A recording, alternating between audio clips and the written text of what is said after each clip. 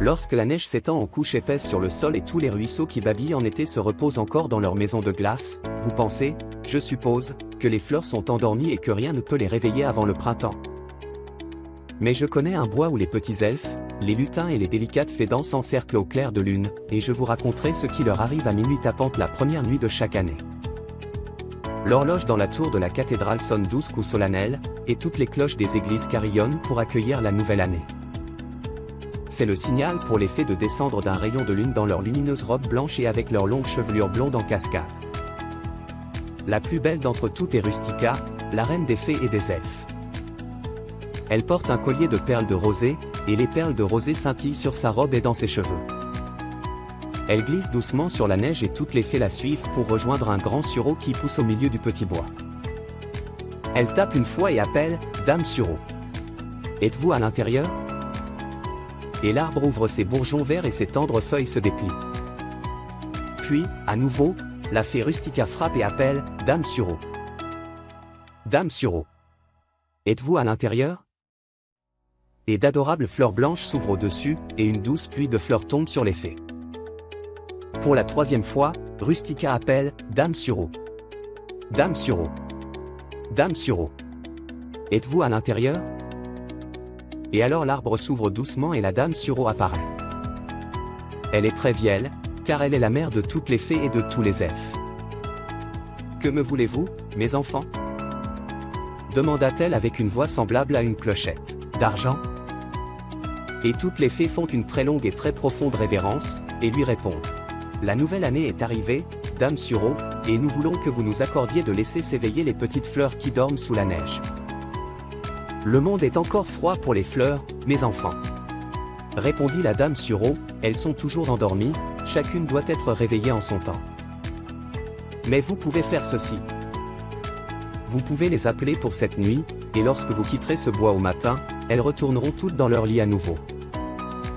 Recevez toute notre bienheureuse gratitude, madame. Les fées chantent à nouveau joyeusement. Puis elles joignent toutes leurs mains, s'ébattent et chantent en s'éloignant. Petites fleurettes adorées et gaies. Écoutez le bruit de nos pieds. Petites fleurettes gaies et adorées. Venez et dansez sur le rondelet. Puis, de plus en plus lente, la danse s'éteint. Aux roses de Noël. Aux roses de Noël. Appela la Rustica, en cette nuit particulière dont je vous parle. Une petite voix répondit sous la neige, « Je suis ici, bonne dame. » Et la rose de Noël, en tenant dans une main sa tige en fleurs, jeta un œil au dehors. « Voulez-vous rejoindre la danse ?» demanda Rustica. La rose de Noël tendit ses mains, et le joyeux groupe dansa en chantant une chanson que les fées apprécient, jusqu'à ce qu'elles arrivent en un lieu où le lierre dormait sur un petit lit de terre brune, sous une couverte blanche et lumineuse de neige. Avec toutes ces grappes de baies reposant sur ses feuilles. « Réveille-toi! Réveille-toi! Petit lierre !» cria Rustica. « Oh, est-ce que le printemps est revenu ?» demanda le lierre avec une voix endormie. « Où êtes-vous de tristes amis qui, en se séparant, souhaitent donner l'une à l'autre un témoignage de leur véritable amitié ? » « Nous ne sommes pas de tristes amis du tout. » répondit Rustica. « Nous sommes les petites dames qui viennent s'ébattre sur terre et nous voulons que toi, lierre, te joignes à nos ébats. Ne fait-il pas froid dehors, dans le monde, en ce moment ?» demanda la petite voix à nouveau. « La danse vous réchauffera. » répondit la fée, et, au matin, avant que nous partions, vous retournerez vous coucher dans votre lit chaud.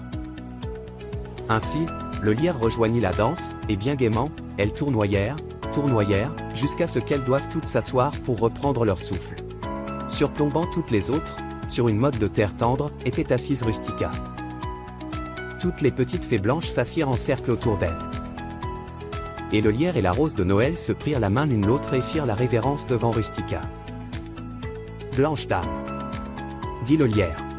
« Si vous le voulez, nous irons réveiller nos petites sœurs, et lorsque nous serons toutes là, nous exécuterons en votre compagnie une danse que les brises nous ont appris au printemps dernier. » « Allez, alors, dit-elle, et ramenez-moi vos sœurs. » Ainsi, la rose de Noël et le lierre s'en allèrent et revinrent bientôt avec une autre petite fleur sœur, le jasmin jaune.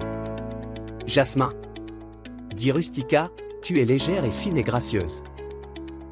Je peux voir que tes fleurs porteront un coup au cœur le plus tendre, car tu signifies séparation, mais de toutes les messagères du malheur, tu es la plus douce, tendre jasmin. » Ensuite, la Marguerite de la Saint-Michel s'avança également. « Et toi, Marguerite » ajouta Rustica, « tu adoucis les plus amères des séparations par de tendres adieux. » Le jasmin poussa un soupir et fit une révérence. « Si je porte un triste message, ma sœur Perce-Neige est toujours à portée de main, elle signifie espoir. » La Perce-Neige s'avança et fit une révérence à la fée. « Je suis le héros de tous nos spectacles floraux, et certains m'appellent la jolie demoiselle de février. » Rustica agita sa baguette de cristal par 3 fois et dit « Je peux voir un jardin clos en un lointain pays. » Une cloche sonne pour les vêpres, et toutes les religieuses, yeux baissés, se hâtent pour traverser le cloître et passer la porte de la chapelle. La plus jeune d'entre elles regarde un lit de Perce-Neige pencher leur tête blanche et elle sourit, car elles sont l'emblème de l'espoir, et un symbole de sa vie. La Perce-Neige fit une révérence et fit un pas de côté pour laisser place à la Violette. Elle jeta un œil timide dessous un bouquet de feuilles et un doux parfum emplit l'air. Les violettes pour la fidélité, en se tournant vers le jasmin jaune. Je réconforte les amis qui sont séparés. Quelles images voyez-vous pour moi, dame Rustica ?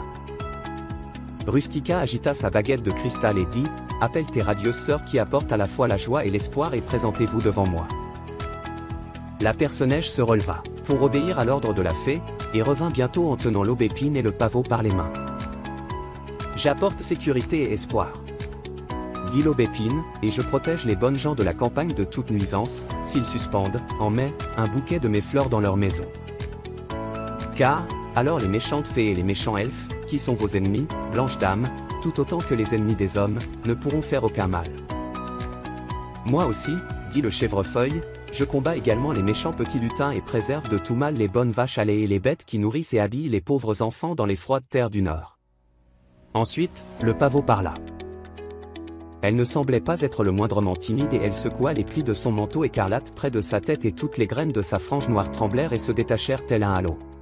« Et je suis la consolation, dit-elle, l'espoir qui surgit de nouveau après le doute. Si tous étaient loyaux et authentiques. » Chuchota la Violette, on aurait bien moins besoin de toi, orgueilleux pavot. Ou, suggéra le saule, si les gens écoutaient mes avertissements et n'enchaînaient pas leur cœur, je serais l'emblème de la liberté. Mais la rose et le chrysanthème s'avancèrent à ces mots et firent la révérence à Rustica. Elle ne parle pas sagement ni sincèrement, ô chère blanche dame, dirent-elles, nous signifions toutes deux amour, et nous savons que sourire et joie nous accompagnent. Demandez à nos sœurs qui nous connaissent le mieux. Je suis la toute première amitié, dit la Pervenche, pensivement, tandis qu'elle s'approchait et se plaça devant la Rustica. Même les personnes les plus âgées sur terre trouvent en moi le réconfort. Puis la Clématite apparut. Elle soulevait une bannière semblable à une couronne sur sa tête. Je suis la pauvreté, dit-elle, mais même la pauvreté est douce avec de l'amour, car l'amour peut rendre toute chose magnifique. Mes 2 fleurs s'avancèrent tristement, et soupirèrent tandis qu'elles firent la révérence à Rustica. Elles étaient œillets et anémones. Hélas! Pour mon pauvre cœur, dit la première, pour moi l'amour n'apporte que tristesse. Et lorsque les gouttes de rosée tombent, dit la seconde, je pense qu'elles sont les larmes de tous ceux qui sont comme moi, abandonnés. L'anémone Sylvie s'avança hardiment et un souffle de brise parcourut ses cheveux et gonfla sa bannière. Je sais que les larmes sèchent et laissent place au sourire, dit-elle. Oh, ne pleure pas tendre petite sœur, dit le bleuet, avec douceur, voyez, Primevère et moi vous prendrons par la main et vous conduirons sur la lumineuse et claire parcelle près de l'arbre de la Dame Sureau, où nous jouerons ensemble jusqu'au matin. Tandis qu'elles disparaissaient, elles entendirent la voix de Rustica. Oh, hâte-toi, Mûrier, hâtez-vous, Fusain, et Ouégui, car avant que elle, heure la plus froide qui précède l'aube ne soit passée sur la terre, vos petites sœurs doivent toutes être de retour dans leur petit lit chaud. Alors, toutes 4, main dans la main, s'avancèrent et firent la révérence. Puis le hou embrassa le gui. Le mûrier et le fusain soulevèrent leurs bannières bien hautes, tandis que toutes les fleurs défilèrent main dans la main. Elles marchèrent droit jusqu'à l'arbre de la Dame Sureau et Rustica frappa 1 fois, 2 fois, 3 fois, avec sa baguette magique. La Dame Sureau sortit de son arbre et sourit aux fleurs. « Bonne nuit, mes enfants, dit-elle, bonne nuit, Et adieu jusqu'au printemps. Et ensuite les fleurs folâtrèrent et dansèrent joyeusement et à l'aube du jour, elles laissèrent retomber leurs têtes et s'endormirent, et les fées les ramenèrent à leur petit lit chaud et les recouvrirent de leurs scintillantes couvertures blanches. Et alors toutes les blanches dames grimpèrent sur leurs rayons de lune et s'envolèrent tout là-haut, au pays des fées.